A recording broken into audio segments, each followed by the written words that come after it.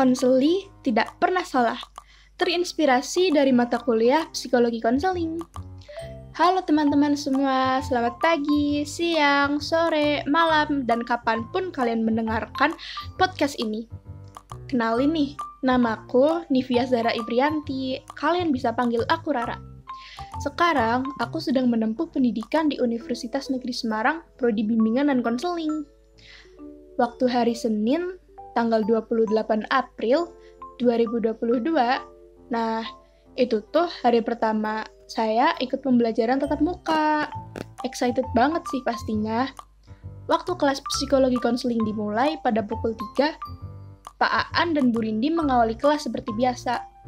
Seperti diskusi dengan mahasiswa terlebih dahulu, kemudian juga ada aplaus buat teman-teman yang mengerjakan tugas tuh bukan sekedar mengerjakan, tapi mereka tuh niat banget mengerjakan tugasnya. Jadi deh diberikan aplaus sama Bu Rindi dan Pak Aan.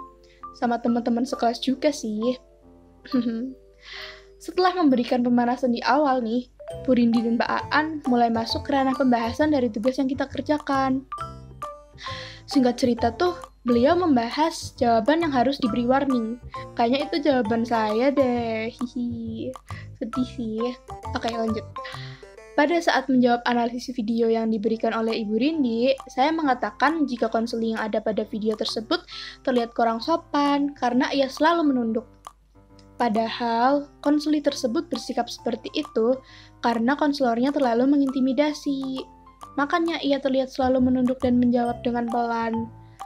Saya sadar jawaban saya terkesan menyalahkan si konseli, padahal konselornya juga ikut andil kenapa sikap si konseli jadi seperti itu. Bu Rindi mengatakan bahwa konseli tidak pernah salah, karena ia memiliki kegelisahan atau kegundahan yang ia rasakan. Setiap tipe konseli pasti berbeda-beda. Ada yang datang sendiri ke ruangan konselor untuk menceritakan apa yang ia alami, biasa kita sebut dengan konseli pelanggan. Kemudian, ada juga tipe konseli yang menjelaskan apa yang ia alami, tetapi tidak mampu mengasumsikan peran dalam membangun solusi. Ia percaya bahwa solusi itu bergantung pada tindakan orang lain, yaitu konseli pengadu. Dan ada juga konseli yang datang ke ruangan konselor karena rekomendasi atau dikarenakan orang lain, bukan dari keinginannya sendiri. Orang yang merekomendasikan konseli ini untuk datang ke ruangan konselor pastinya mengira jika ia memiliki masalah. Biasa kita sebut dengan konseli pengunjung.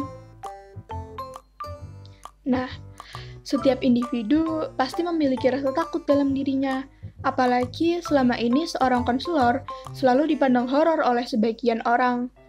Dari sisi konselornya juga harus welcome dan warm, juga kepada setiap konseli yang datang untuk menemuinya. Datang sendiri ke ruangan konselor tanpa rekomendasi teman atau tanpa ditemani siapa-siapa itu hebat banget loh. Saya aja dulu nggak pernah berani jika harus berhadapan dengan konselor seorang diri. Oleh karena itu, kita harus menghargai apa yang tiap konseli katakan dan ceritakan. Pada intinya, konseli tidak pernah salah. Terlepas dari apapun itu yang ia lakukan, karena sejatinya seorang konseli itu seorang yang sedang dilanda kegundahan atau down dan membutuhkan tempat untuk bercerita. Jadi, kita semua harus bisa melihat dari sisi yang lain. Jangan hanya dari satu sisi ya. Be wise, okay? Kalau kita bisa membuat orang lain tersenyum, itu sebuah hadiah yang sangat indah.